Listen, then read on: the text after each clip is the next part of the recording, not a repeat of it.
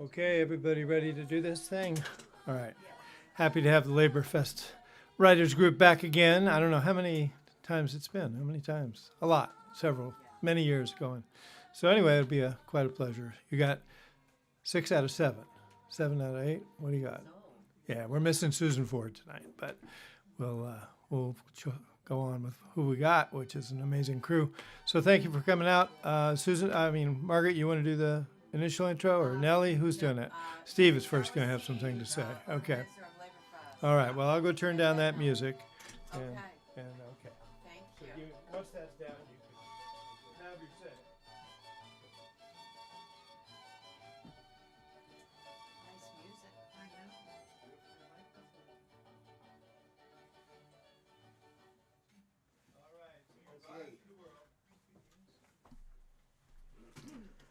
So I want to thank you all. My name is Steve Zeltzer, and I'm one of the organizers of Laborfest. And we started in 1994 to commemorate the San Francisco General Strike, which was important for all working people in the Bay Area and nationally. And it's even more important today with the kind of attacks that working people are facing. And I just did an interview recently with a dock worker in Australia, Paul Keating of the Maritime Union in Australia, and they're trying to take labor action to stop the genocide in Israel by boycotting cargo from Australia to Israel. But I mean, internationalism, which is one of the parts of Laborfest, is here today, and as all of you know, the people of the United States are international. They're from all over the world, and they're being attacked now viciously by this government who are blaming immigrants for the problems in this country. And we know from the San Francisco General Strike that working people need unity. Black and white, brown, Asian, all working people need to unite. That's the only way we can survive. And that was one of the lessons of the San Francisco General Strike. That was why it was successful, because the workers were united here in San Francisco to make a general strike. So this year's Laborfest, as past Laborfest, is also focusing on technology, AI, and robotics. And San Francisco, as all of you know, is the center of AI. All these billionaires are pouring in massive amounts of money into San Francisco to develop AI to get rid of workers and to control the whole world. And that's the plan. And what they leave out, of course, is the working people and the drivers, the workers who make our society work. So Laborfest is happy to have the Laborfest Writers Group of the voices of working people, their experiences, their struggles, as part of our festival, because we really have to hear the voices of working people, what their stories are, what their struggles are, to understand what we're going through. And I think Laborfest Writers Group has done that over many, many years, and we hope that there'll be more, and there will be more writers. Young people now are using social media and to get their stories out. TikTok, I mean, it's amazing what young people all over the world are doing. So I'm optimistic, and I think the fascists who run the government are worried about wokeism.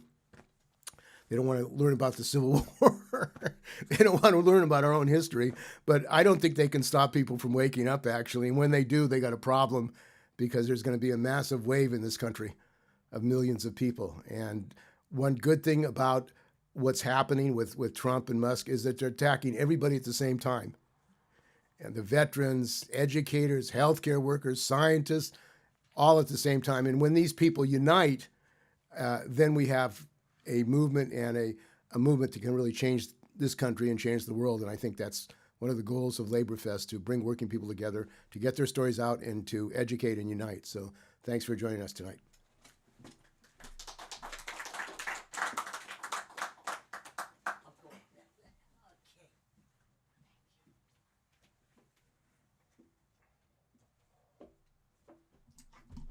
Made it. Good evening, everyone. I'm Nellie Wong, and I'm part of the Laborfest Writers now for many years, and it's really good to have you come out tonight and actually celebrate the work of the Laborfest Writers. We're dedicating this reading tonight to David Williams, the lifelong partner of Alice Rogoff.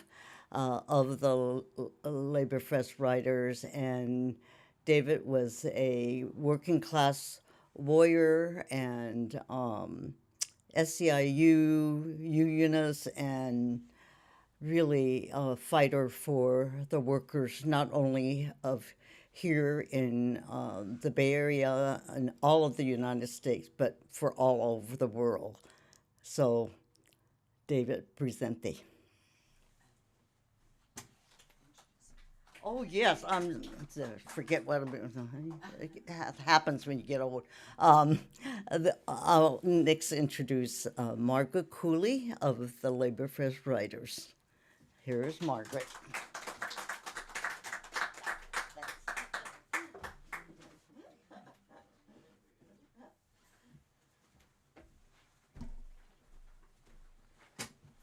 Welcome. Thanks for coming. I don't know if you've heard this. Someone asked Howard Zinn, "How did you become who you are?" And he said, "I read books." So that's what my piece is about. Bookstores to disrupt established order in the face of repression. The public library is where it all began for me, my love of books and reading. I went to the library every week and read everything I could get my hands on between the ages of 7 and 12. But by 12 years old, I realized that either the librarians weren't going to give me access to the books I wanted to read, or the books I wanted to read were banned from the public library. And as usual, my religion, the Catholic Church, had a hand in it. They had an index of forbidden books dating way back, beginning with that upstart Martin Luther.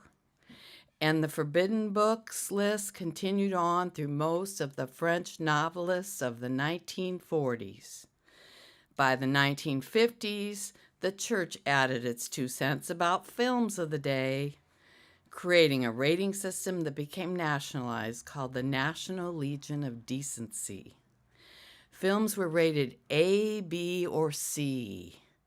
C for condemned, condemning films such as Midnight Cowboy. Basically, anything that covered sex, contraception, homophobia, pornography, prostitution, or mental illness were all subjects condemned by the Catholic Church.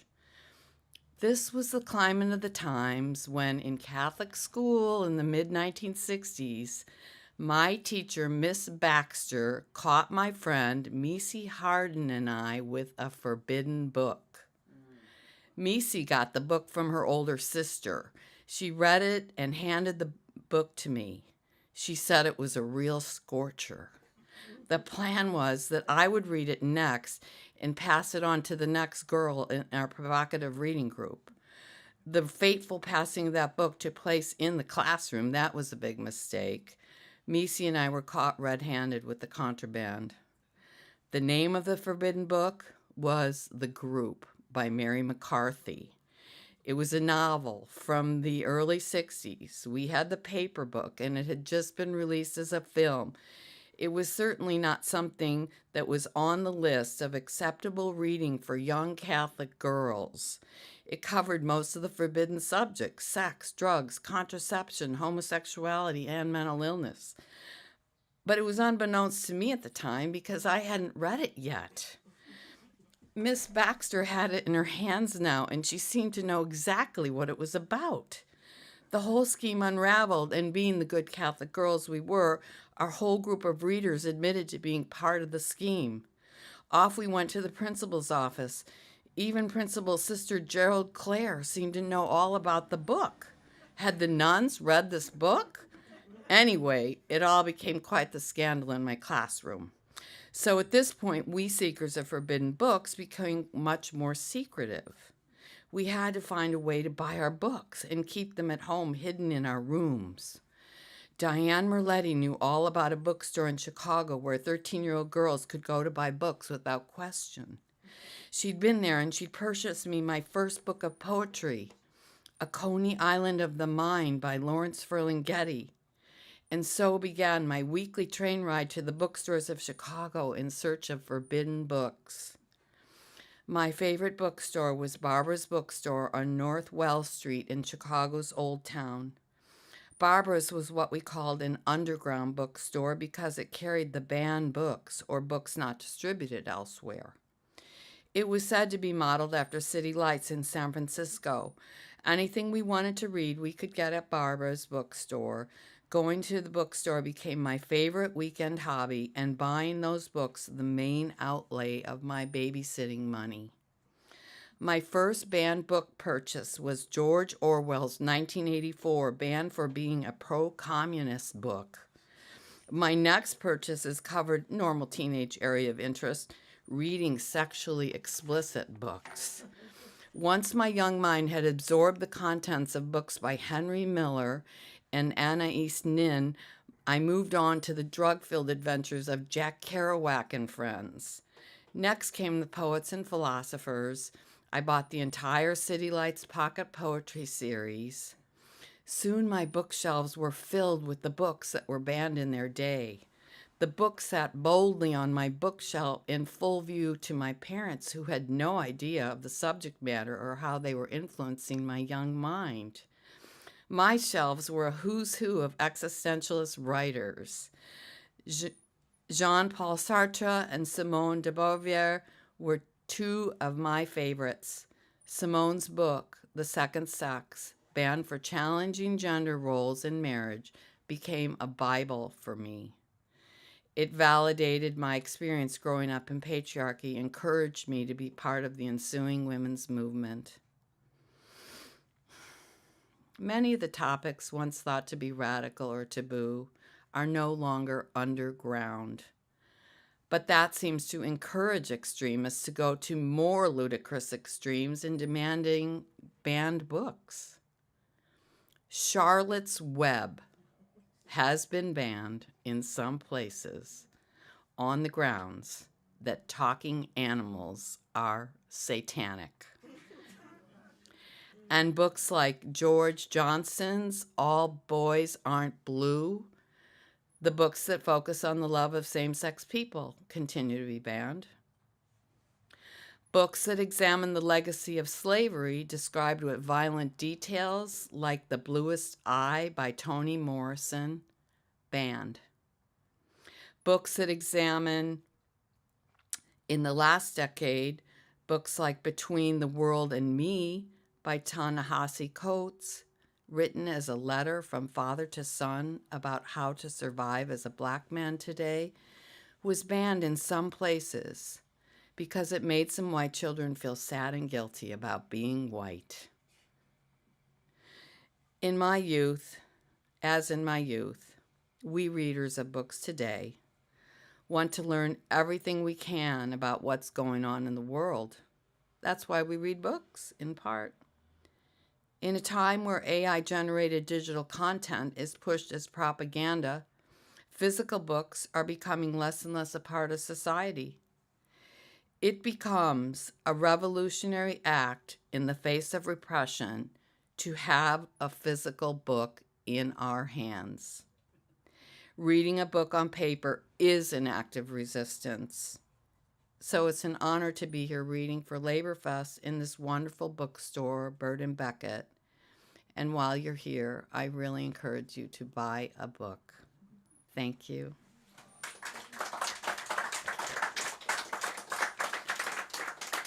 Next up, please welcome Jerry Path.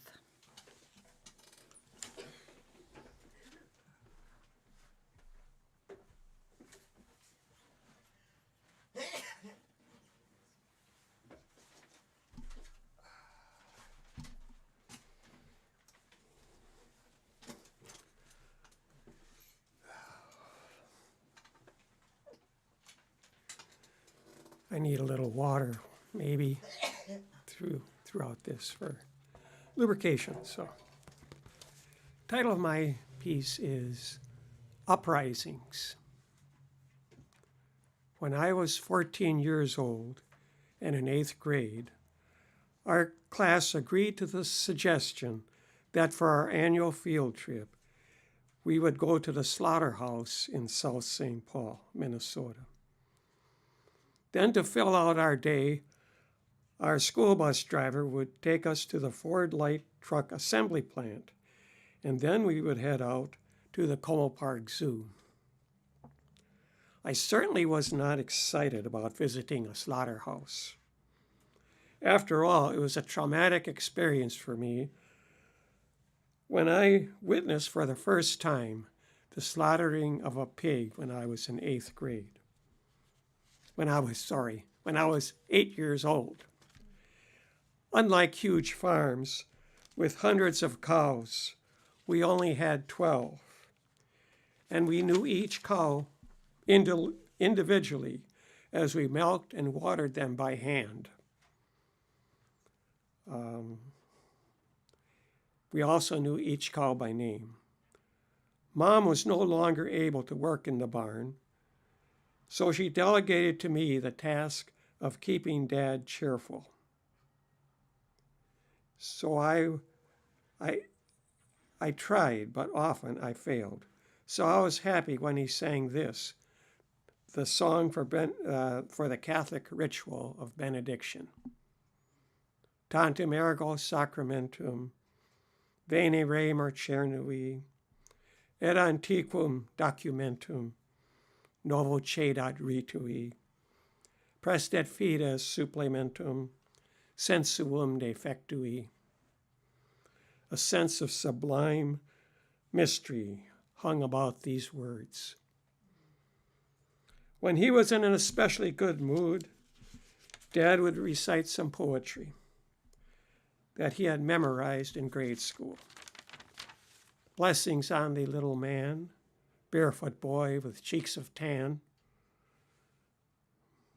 with thy upturned pantaloons and thy merry whistled tunes,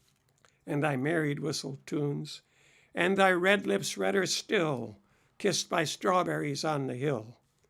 With sunshine on thy face, through thy torn brim's jaunty grace, from my heart I give thee joy. I was once a barefoot boy. At other times, he told us stories of working in California as a cowhand. Here he told us that they had herds of hundreds of cows, and the manure piles were as big as our barns. Dad would milk cows by hand for 8 to 10 hours a day, and until his hands swelled up like blue ones. But he lit up telling us about the all-you-can-eat meals, pancakes with butter and cream, butter and maple syrup, eggs and bacon, as many as you wanted. And he couldn't keep laughing, and he couldn't keep from laughing when he told us a story of the fellow milkcan who slept on a lower bunk with a keg of beer on the upper, and with a hose from which he could take a sip whenever he desired, getting drunk without the fear of the drive home. At any moment, these memories could be interrupted by something like a swish in the face by a wet tail or a kick. Dad would be overcome by a seemingly uncontrollable rage, and he would beat the cow with whatever club available. This scared me. But at other times, in the case of one particular cow, he would suppress his rage and would demand of me that I get him the chains. The chains had a function similar to handcuffs. They were clamped on to the cow's rear legs, binding them together, preventing them from kicking, as one leg was bound to the other. The chains looked tight and painful. The cow struggled to stand. I was compelled to comply, but internally I was in revolt. The bus ride to the city was exciting, as this was a rare trip for me. I watched the landscape go by, farm after farm, all different and yet all the same. Then the bridge at Stillwater over the Mississippi. From miles away, we knew that we were getting close to the slaughterhouse. as its odor permeated the air. We assembled in a small cafeteria where I purchased a hot chocolate. As we climbed the stairs to the viewing area, we could hear the terrified squealing of the pigs. As we entered the elevated area above the killing floor, dozens of trapped pigs were being herded into a funnel-like area ending in a narrow space where there was only room for one pig at a time. Here their throats were slit, and they were hoisted head down so that they would bleed more efficiently, similar to a Ferris wheel, so that they were hoisted onto a gigantic device similar to a Ferris wheel. We didn't end here. We went on to see the cows being slaughtered. I will spare you the gruesome details. I could not comprehend what I was seeing. My whole being was in revolt. I deposited my hot chocolate untouched into the trash and went through the rest of the day in a daze. After the trip to the Ford plant, we went on to the Como Park Zoo. Here my main memory is not of the animals, but of the fact that the zoo also served as a civil defense shelter in case of a nuclear attack. A guide told us that an atomic bomb would flatten all the buildings we were seeing for miles around. This, too, was incomprehensible. My entire day went against everything sacred that I had been taught.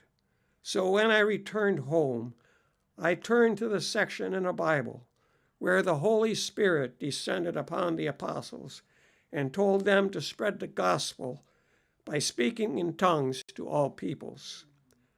Thus inspired, I went down to our barn, making sure no one, especially Dad, was around, and imitated the apostles, speaking to our cows in tongues. Abuga jiga hamba, tita baba kita.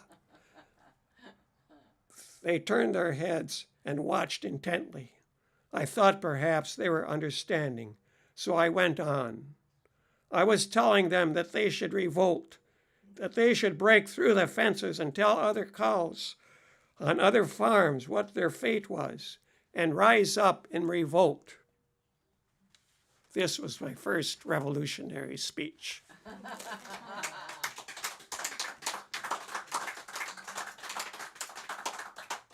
Our next presenter is Alice Rogoff.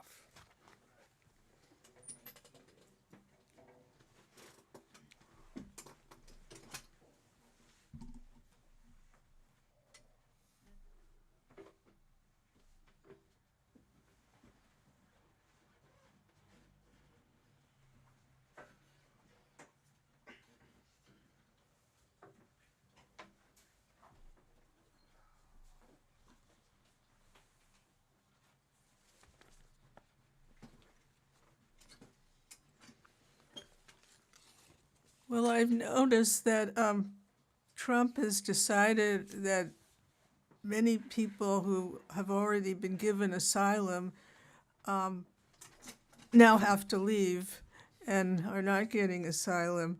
So I thought about immigrants and why the immigrants had left their homes originally, for what reason, and I started writing about my family. So this is a series called Why People Left. Grandma came from a little village in Hungary, grapes on the hillsides. Her family emigrated to America in the late 1800s for more opportunities. A journey started, like for many others, even if from different continents, their own roads.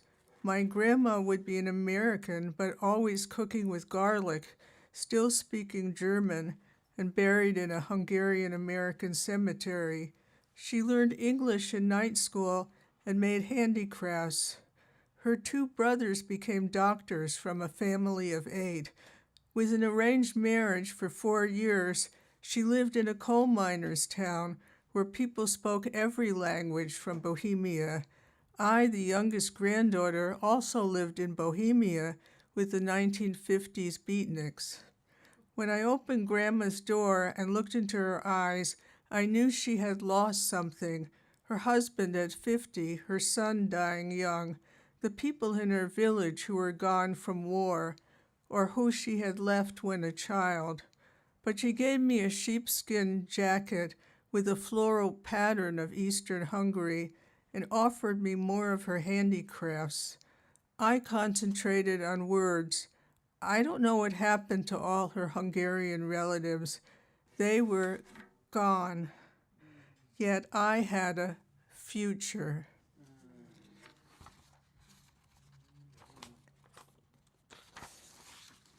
On the border of Belarus and Poland in the Pale.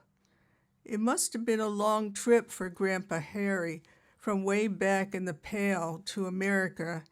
I never heard talk of pogroms, but that could have been a reason for leaving. His old village is now in Belarus. I could almost see Belarus over the border from Poland, where I went to see European bison, which the Russian czars kept in their hunting grounds. Belarus now supports Russia's war and incursion on Ukraine, and I forego crossing the border. I came to see the ancient forest, traveling through miles and miles of trees to arrive. One could imagine escapees of scapegoated people hiding in those forests, or my great-grandfather, who was a wood chopper, having some relationship to those seemingly endless trees. Grandpa Harry would not become a lumberjack, but his gift to me as a child was Tales of the Woodsman, where around a fireplace the woodsman tells stories to youngsters who gather to hear his weekly tales. Grandpa Harry becoming a journalist with a column in the present moment, written in his native Yiddish, while I look back into the past. And this one is more situated in San Francisco. It's called Pupusas on Main Street. If you keep going down Mission Street, there's a row of shops by El Salvadorians. I'm looking for pupusas, puffy stuffed pastry with beans and cheese, and new ones like with spinach and zucchini. In 1965, in the U.S., the immigration laws changed, and the life in El Salvador also changed through wars and violence. People needed asylum. A new neighborhood started to appear. As I drove down Main Street in my old hometown, there is now a Colombian restaurant. Some people would like Main Street to be like the 50s, with hamburgers, cokes, and fries, but it won't give you the warm, comforting pupusas, which are my delight. And this is also current. Have the children found their parents yet? Years ago, she was confined in a cage, still in another cage of separation, put on a treadmill, jumble of paperwork, while parents gone, declared illegal, children floating in ocean of tears, bonding in limbo, harsh crossing. What does family-friendly mean? Has she found her parents yet, or is she number 510, unreunited? And that is starting over again. And I'm not sure about the time. You're okay. This one is called Children of Mexico. In the busy street of Mexico City, the door opened to a fragrant bakery, families hurrying in and out, carrying sweet bread wreaths. I just arriving on the day of Three Kings, 12 days after Christmas, the day the children of Mexico received gifts. Some children skipping, some playing with a ball, a child with his or her new toy, a brother and sister chasing each other in a circle, sweet rings flowing into the streets of the Centro. So fortunate today.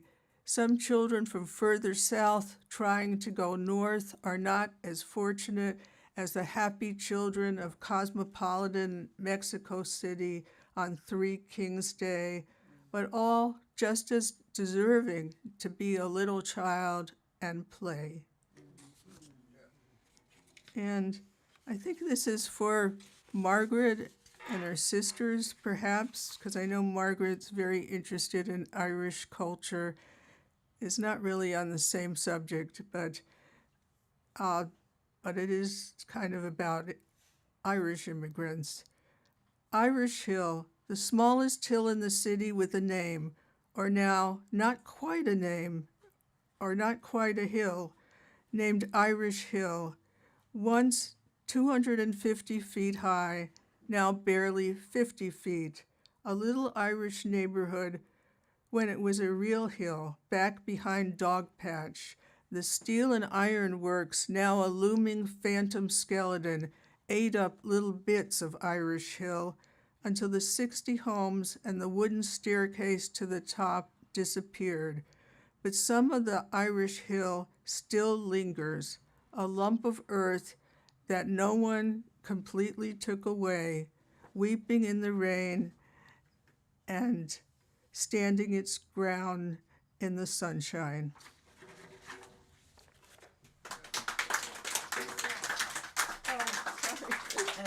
Senior moment. Oh, and Keith Cooley is next. All right. Thank you, Alice.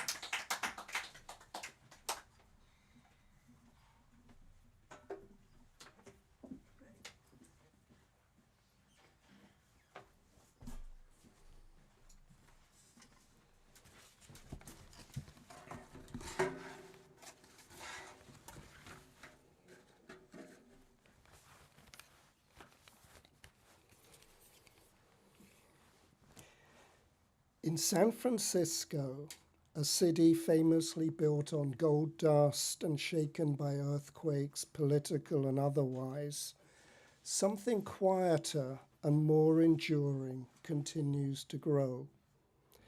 Not in the boardrooms of tech titans or behind the tinted glass of Teslas, but in bakeries, bookstores, apartment lobbies, and cooperative grocery aisles. Something old, nearly forgotten, yet deeply radical, the commons. We are so used to measuring value in dollar signs that we forget other currencies exist in the moral economy. Trust, reciprocity, mutual aid, shared knowledge, shared meals.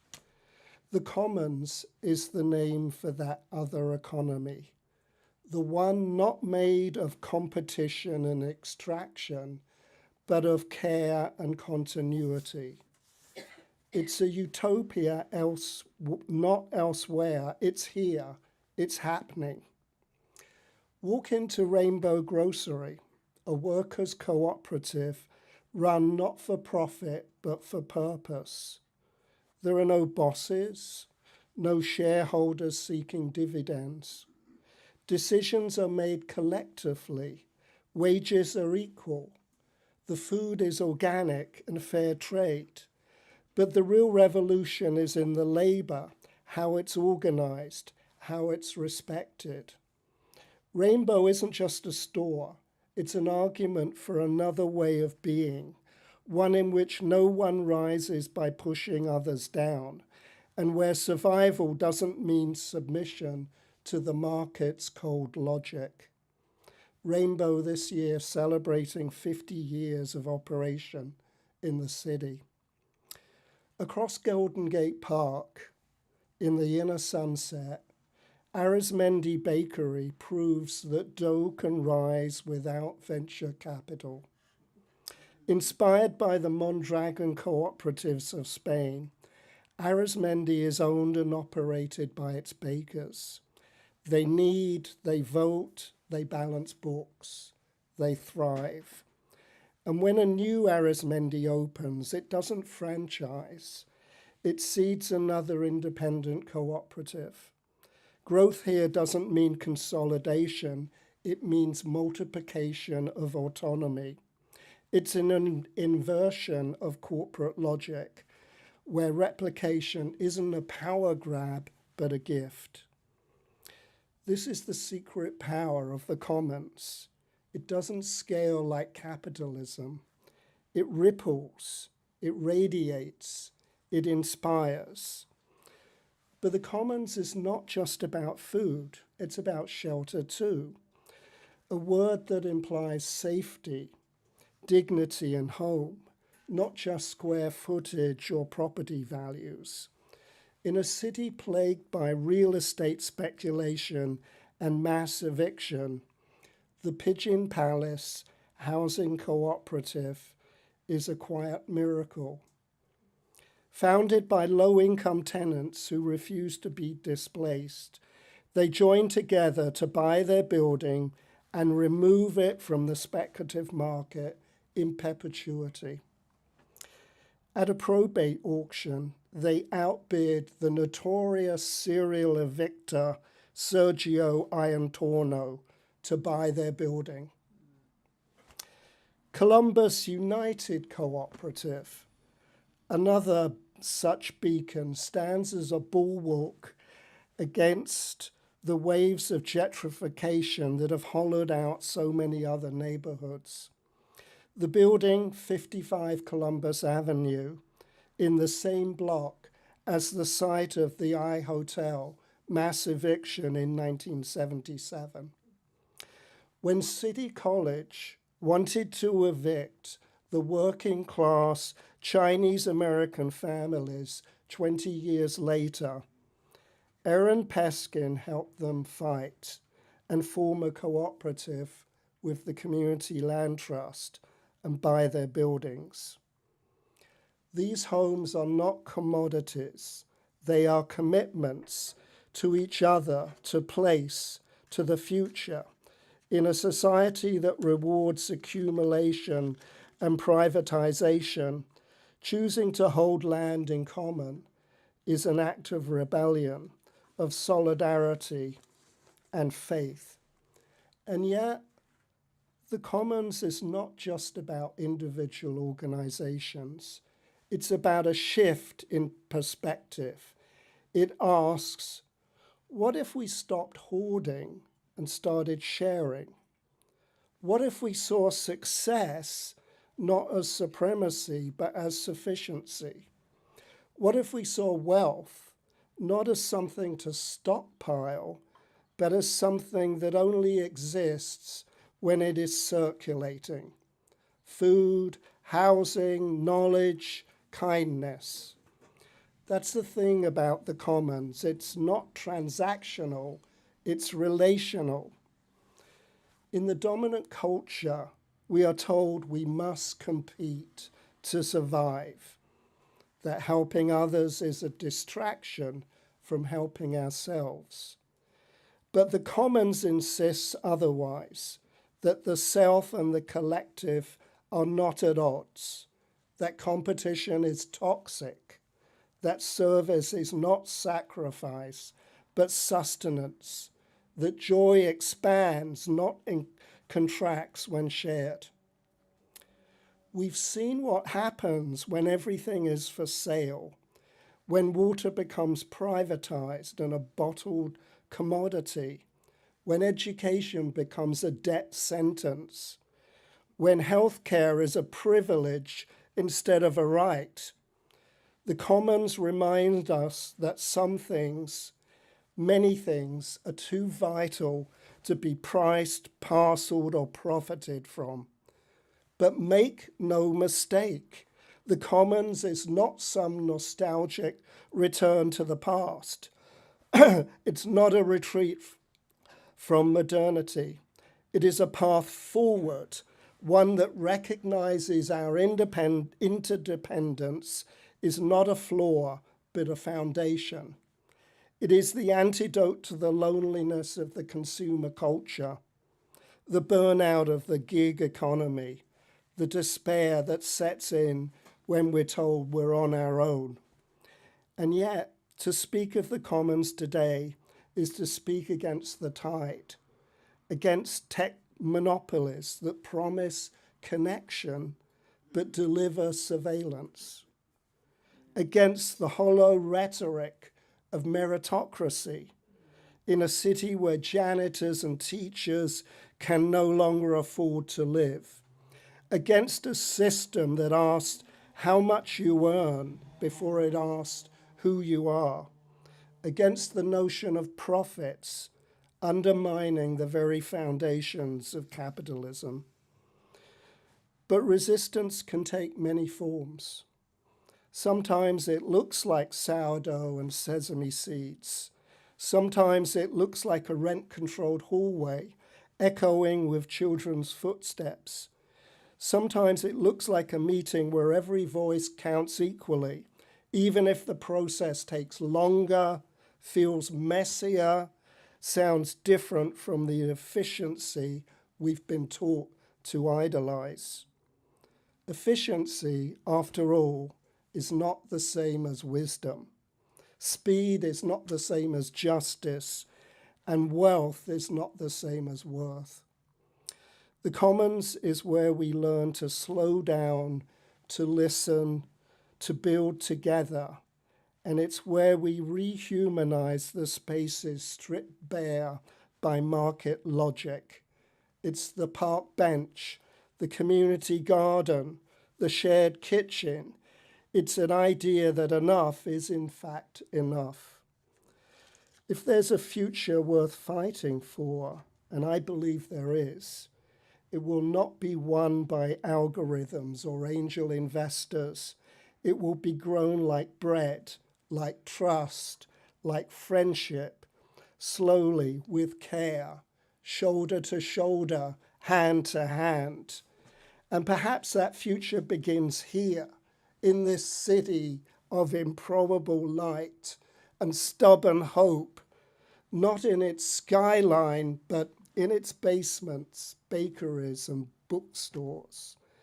Not in what we own, but in what we share. Thank you.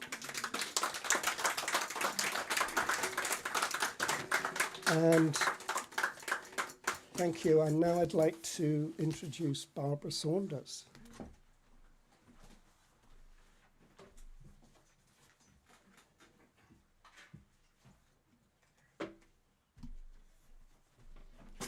Hello, it's a pleasure to be here.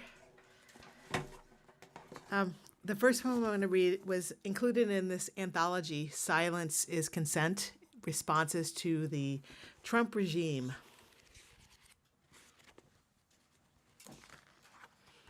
It's called How to Be a Real American. On a day in 1944, when the headlines brought news about the bombing of Brunswick, my grandfather dropped the mic in a suburb of New York. He read aloud in a local candidate forum a letter asking him to throw the race. Come on, old boy, let's play the game.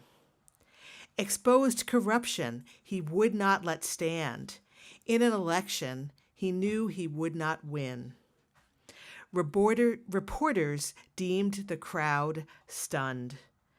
In whispers, some members of the audience praised his ethics, while others questioned his sense of propriety. I have not yet had to do anything like what history asked of him, to hide in the banks of the Mississippi to escape a mob, then unflinchingly stake claim to the dream, insist we must teach the practice as well as the principles of democracy.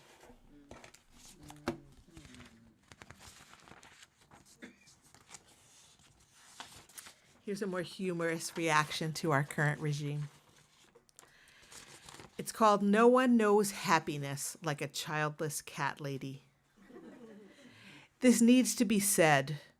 No one knows happiness like a childless cat lady.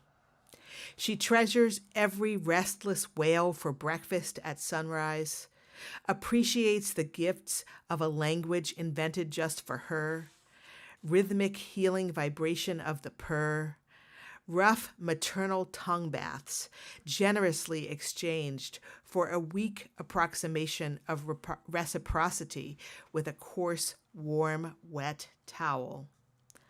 hunting lessons that make her ready to abandon the fantasy of life without death. The cat lady knows that curling up in a ball is sometimes enough ambition for the day, and the secret to getting all the validation she could ever want is making friends who won't submit to dominion.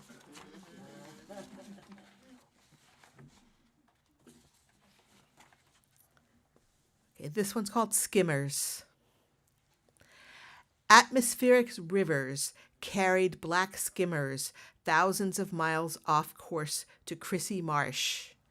You cut work to see these strange birds, with vertical cat pupils and a lower mandible that juts below the upper to slice through water and scoop fish, insects, crustaceans, mollusks from San Francisco Bay.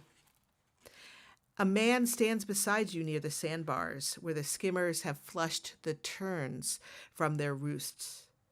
He asks technical questions about your camera, identical to the one he received as a gift, a symbol of approval from his father for leaving the 9-to-5 for a lifestyle of elementary school drop-offs and pickups, bird watching until the midday avifauna lull, and 2 mid-afternoon hours selling legal marijuana.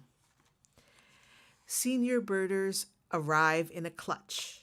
High-end sighting devices, binoculars, monoculars, long lenses, and scopes.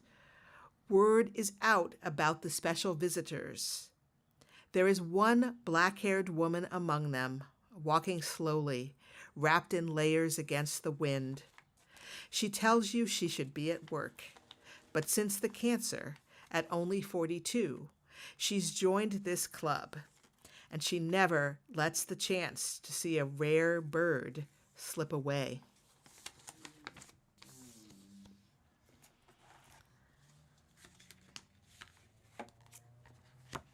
This one is called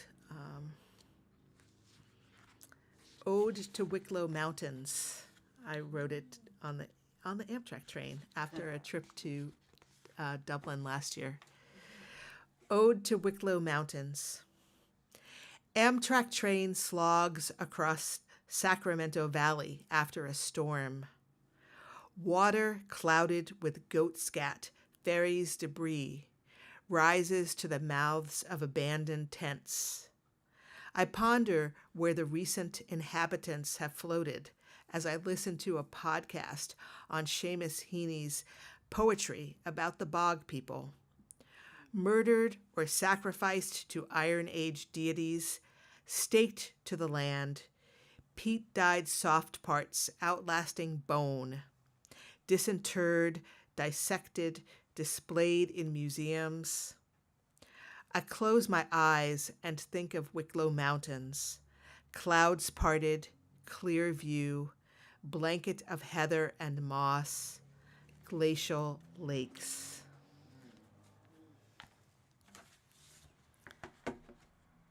And then I have 2 short prose poems.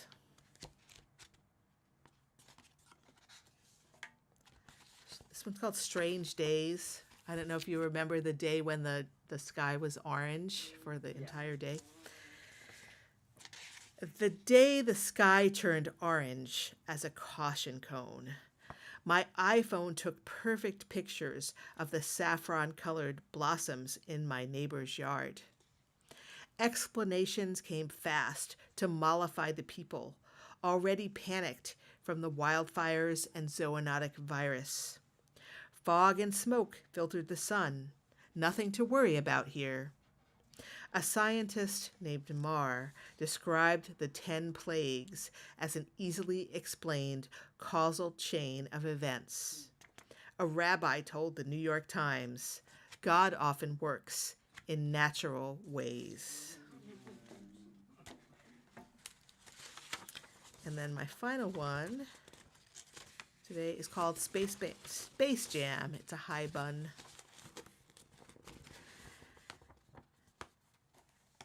Years measure time.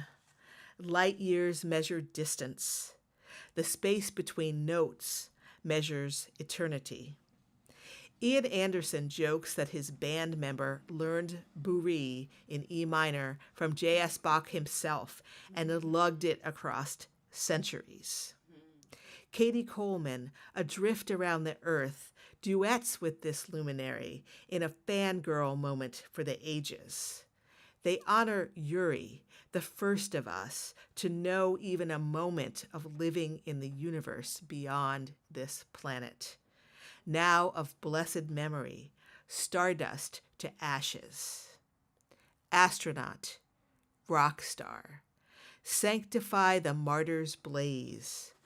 Colonel's brown hair floats.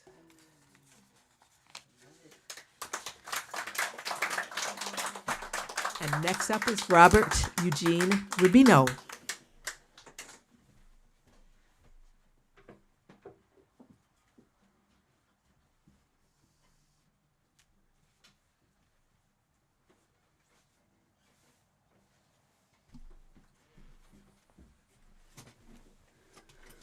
Hi, it's great to be here, and I wanted to thank Alice for inviting me to join Laborfest Writers 3 years ago. It's been a great experience to be among them.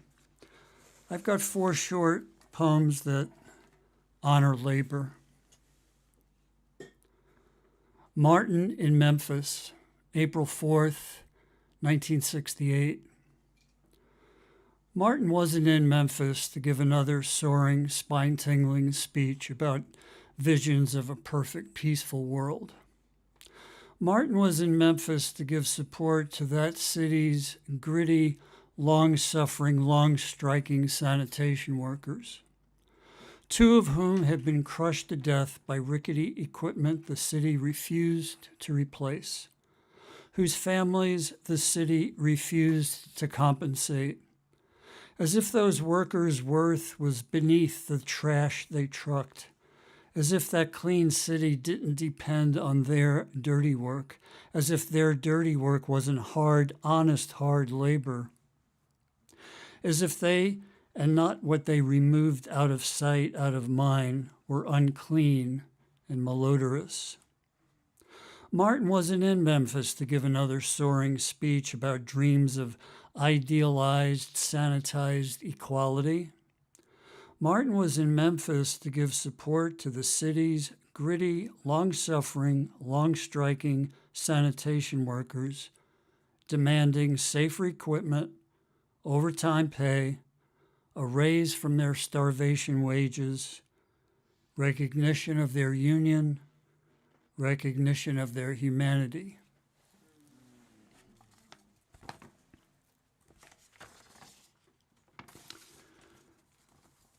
This one also honors labor, and it's particularly an ode to my dad. Bring Your Son to Work Day, Garment District, New York City, 1961. High school dropout in the 30s, World War II combat veteran in the 40s, freight elevator operator in the 50s and beyond. Same union job his first-generation father held, and in the same building, too.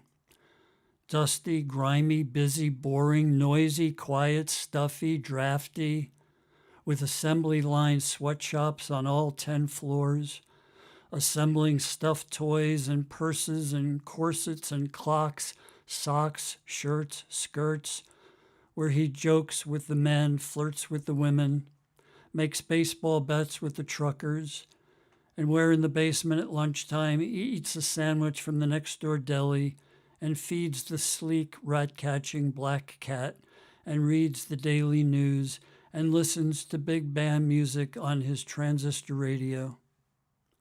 Subway plus bus plus 3-block walk totals 2+ hours round trip. Saturday might be a half day of overtime. Only 22 years to go to retirement.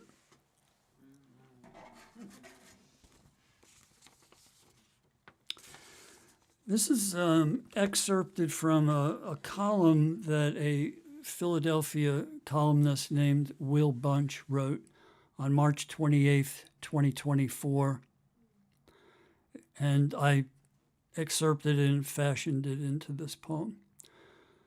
A ship crashed into a bridge.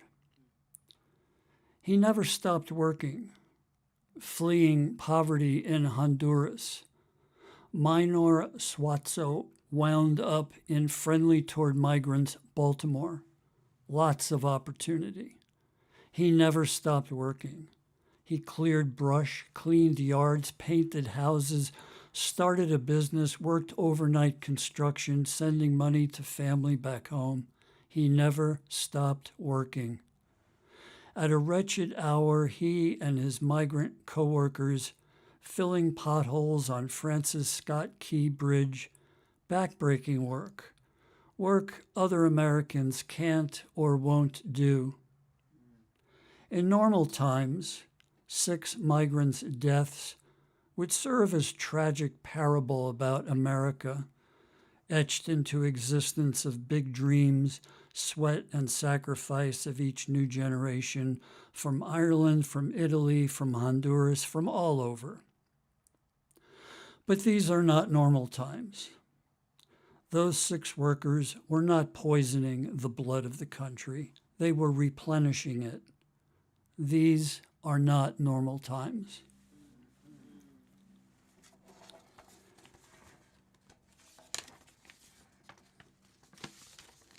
This last one is one I wrote recently. I call it Grace Before Meals, Revised Edition. Bless us, O migrants, and these your bountiful gifts, which we, so boundlessly needy, are about to consume. These gifts of such sustenance, these gifts of such succulence, such variety, these gifts, your sweat, your strength so sacred make possible. Bless us, O migrants, and these your services you provide so necessary, which we can't do or won't do. We, so boundlessly needy, are bound to use. Your labors low paying, your labors back-breaking. We thank you, we thank you, we thank you. Amen. Now it's my great, great pleasure to introduce the one and only Nellie Wong. Thank you.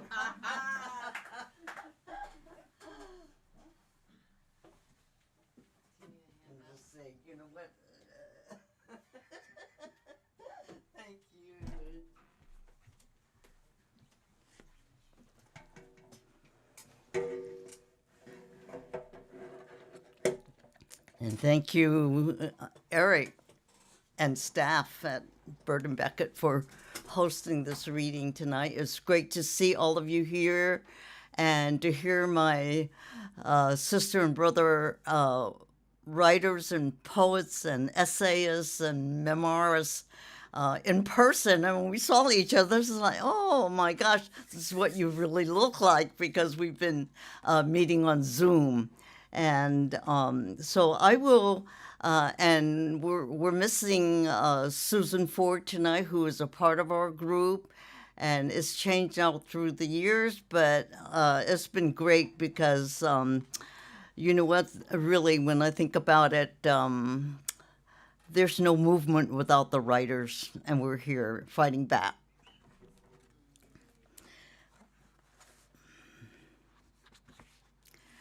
This first piece is a book from a book, Nothing Like Freedom, which was my publication that came out when I turned 90 last September.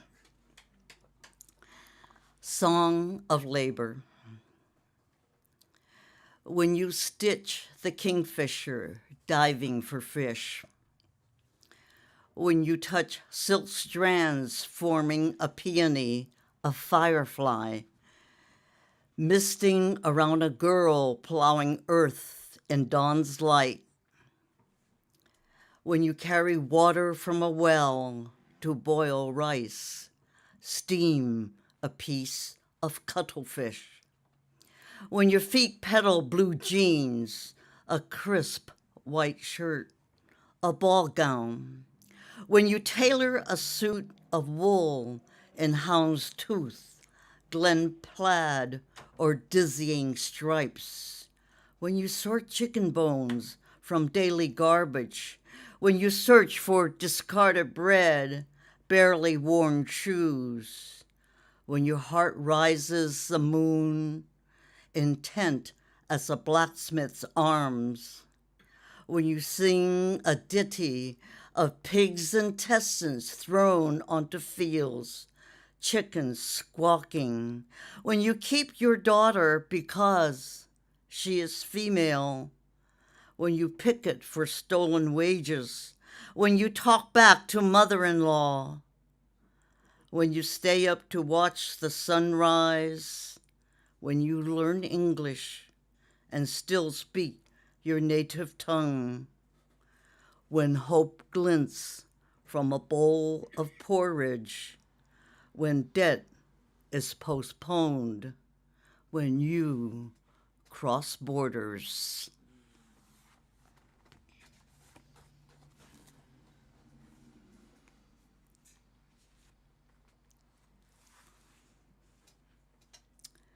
I don't know what would have happened if I didn't become a writer and a poet. And many, many years ago, in the 70s actually, when I met Karen Brodeen, late comrade, sister poet, revolutionary feminist, active in the Freedom Socialist Party and Radical Women, which I joined in the early 80s. And when I wrote a few poems, my very first ones, upon my going to SF State for the first time when I was in my mid-30s, and the professor had listened to my first poems, and he said, "When you write angry poems, you should throw them away." I told Karen and other sisters in the feminist studies class that I took, and one of them said, "You don't have to listen to him." So thank you to the people that I've met who have encouraged and supported me. This is 14-line poem on the world. Hong Kong activists protest extradition policy. Democracy at its turbulent heart. With rifles, Chinese soldiers crouch ready to shoot. Sweltering in heat and wind, migrants jump into the sea. They escape the open-armed ship as Italy defends its borders. Immigration by numbers, chessmen wield swords as samurai. Evacuate, leave, if not drown, back to unwelcome shores. Taliban dynamite Buddha figurines, claiming they are anti-Islam. Kabul museum workers with gloved hands piece together shards labeled ears, hands, foreheads, eyes. This world leads nowhere and everywhere. This world belongs to everybody. Where else can we go? Where else can we go?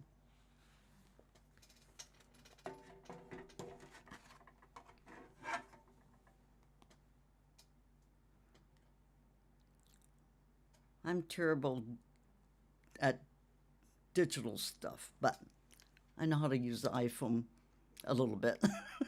And thank you for that. And that technology is for the workers and the working class, not just for the rich and the wealthy and those who can afford to pay. And sometimes I think, wow, how did I ever do it when we used to write by longhand or on the manual typewriter.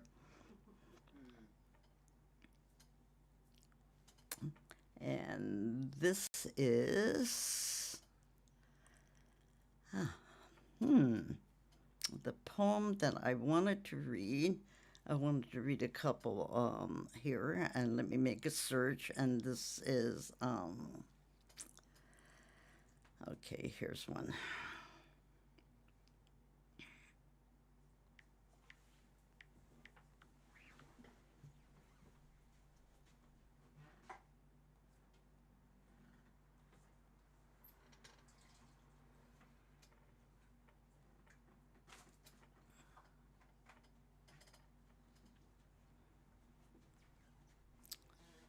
I watch a lot of film and also the Asian dramas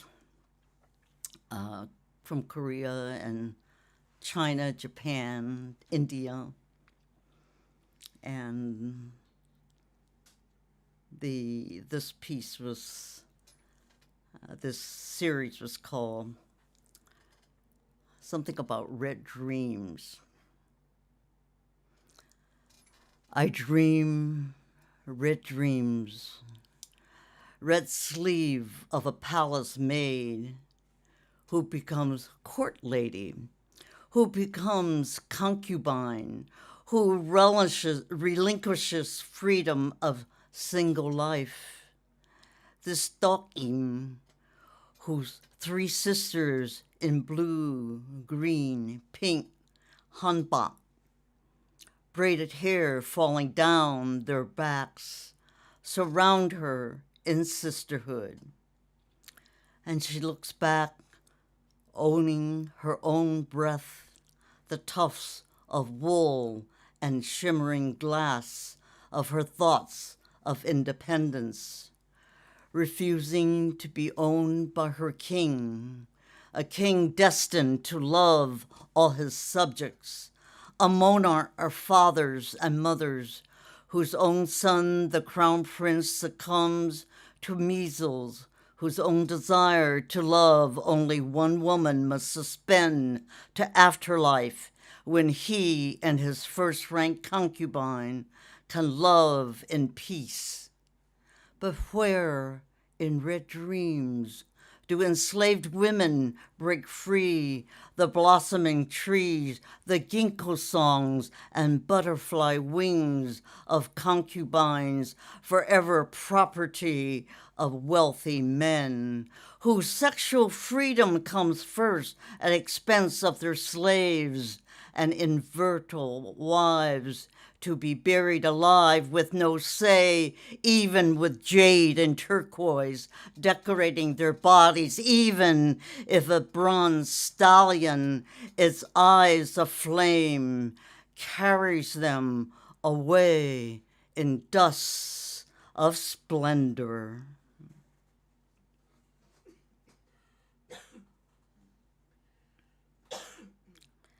And couple more here.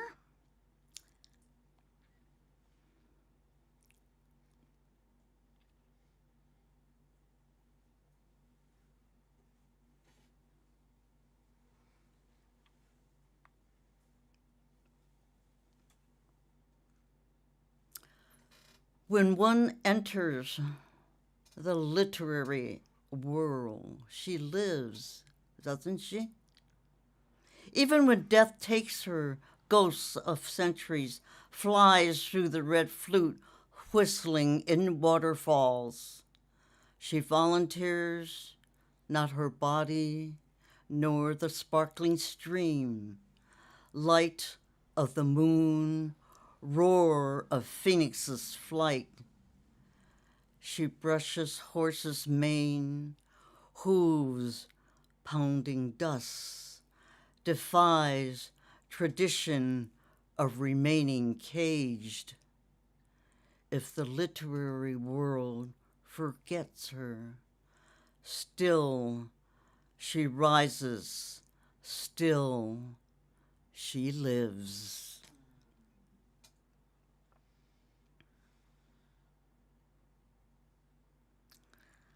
All right.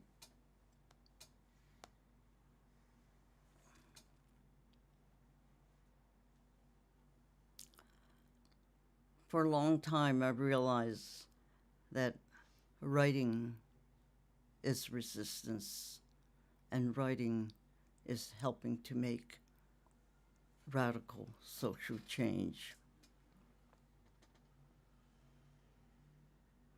Write as if death flies a magpie over the sea, as if night is external, forgetful of sunbeams, sand between your toes, as if forests become your home, where water buffaloes roam in moonlight, amid tigers unseen, your bedroom the worlds you traveled, as if the wooden pig with wings floats in midair, the scroll of black calligraphy beckons down, dawn of success.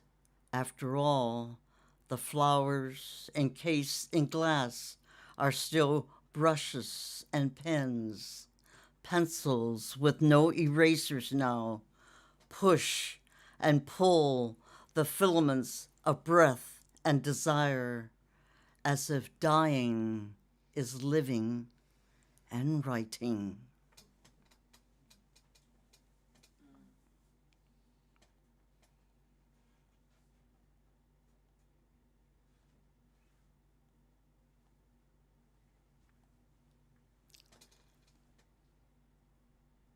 Six words on race.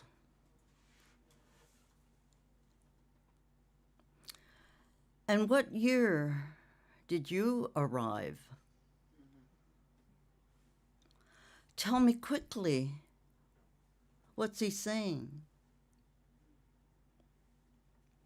After eating Chinese, you're hungry again. You don't sound like a Chinese. Once I longed to be white. Get me that secretary, that Indian.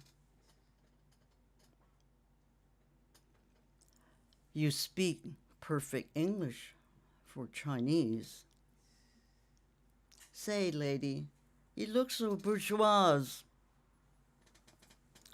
If we had a fight, who? Which side would you be on? Asians take away jobs from blacks. Go back to China, bitch. Satchel Paige, I shout. Jaws drop.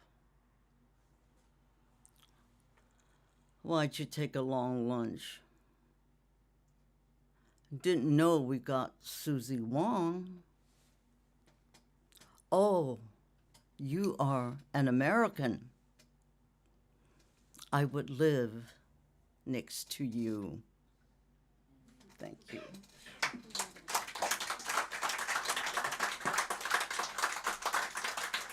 Thank you so much for coming tonight. And I also wanted to say that Laborfest is something you shouldn't miss, and to really appreciate the work that goes behind the scenes, as well as what comes out outside on our streets and in our workplaces, as well as in our homes and in the movements. So if you don't have this, you must get it. Not only supporting this anthology, which was covered our work from 2005 to 2017, but the works in here are also very, very relevant to the entire labor movement, as well as to our lives and the workers of the world. So it's available here at 19 is not bad now for a price, and also you'll help Bert and Beckett, and I think that's what's important. And I wanted to also say that I'm so excited about being a part of Laborfest and being a part of the Laborfest Writers Group that I think we need to do another book. And we also should be reading out more because COVID and other issues have kept us from meeting in person, but just being together and being alive and fighting back together is all part of the richness of what we do, and that I think it's important that we gather together in community as well. I'm just thrilled and honored to be here with you tonight and with all of the fighters who are fighting to change this world. Thank you.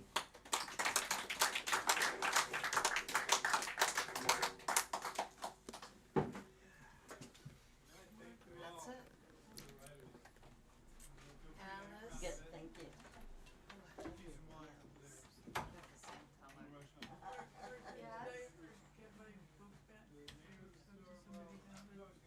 Mary Huber is bringing it towards us right as we speak. That was so great. Thank you so much. Doing it.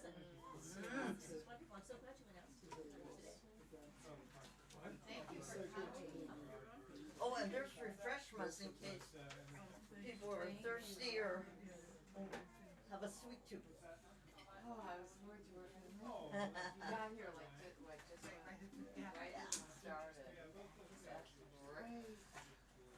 Well, refreshments. Well, we've got cookies and juice and a little wine. Oh, I love And a little wine. You said so many things. And that Oh, great. And like just being a teenager and getting those books. that's what I always say. I've always said, there's no movement without the writing, because if you hadn't written down or write down what your sister did, you would not even know about it. Thanks for telling everyone about it. Huh? Thanks for telling everyone Yes, I about it. better plug our book. Yeah. But I don't think they really realize Back here. how much book meant to me. I didn't bring mine.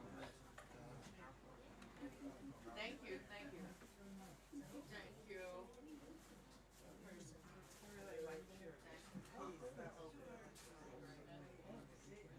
Barbara, that was great.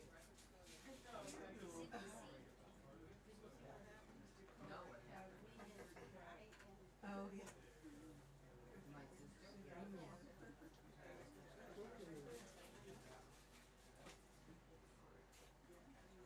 Thanks for being with me. Did you get good yet?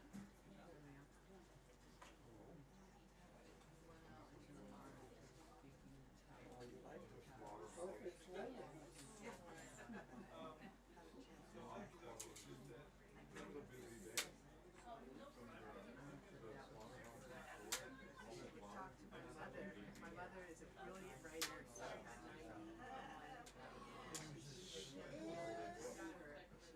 That was great, thank you. she writes things in her head. She has a memory.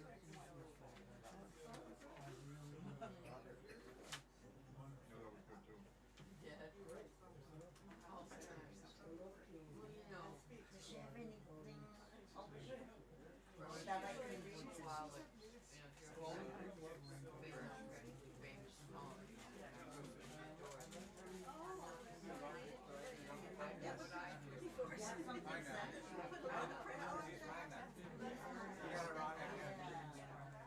I don't have your book. You know what, do you have mine? Well, I'll exchange it. Is that okay? Yeah. All right, here, I'll tell you what.